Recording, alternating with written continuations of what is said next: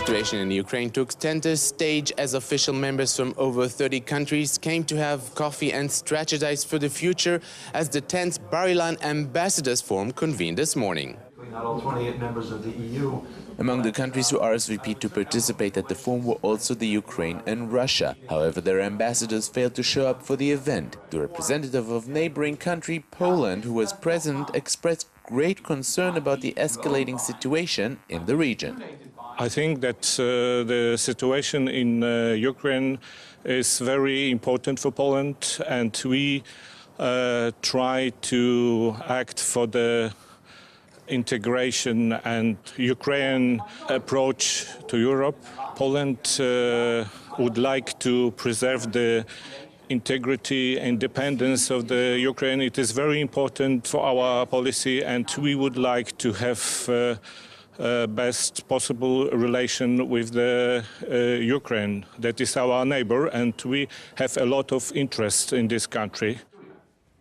The EU ambassador to Israel, Lars Anderson, agrees the Ukraine crisis has potential to spill over to the rest of Europe, something the EU member states are worried about. Anderson also shared with us a topic brought up at the forum regarding Russia's growing involvement in the Middle East, something he believes needs to be watched closely.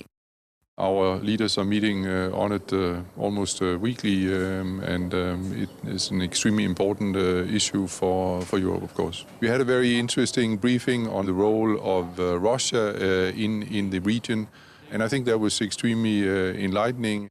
Casper Veldkamp, the ambassador of the Netherlands in Israel, has deep concerns about what the crisis in Ukraine will do to Europe as a whole. It's of course very worrying, not only about Ukraine itself and the Crimea, but also about what impact it can have on the relations between Russia and Europe, and Russia and the Western world in general.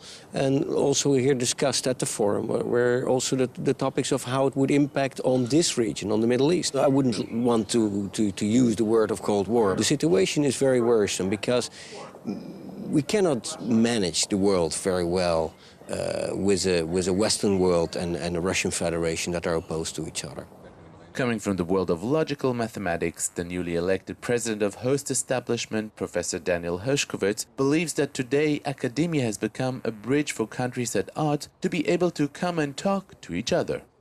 You may see countries that are odd, and in fact it looks that they have nothing in common, definitely no common language, but here, they all employ the same science. The language of science has become the international language.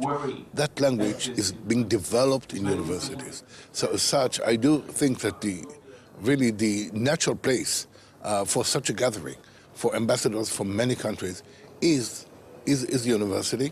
And because that's really the site where we develop and we try to really enhance the dialogue between different people.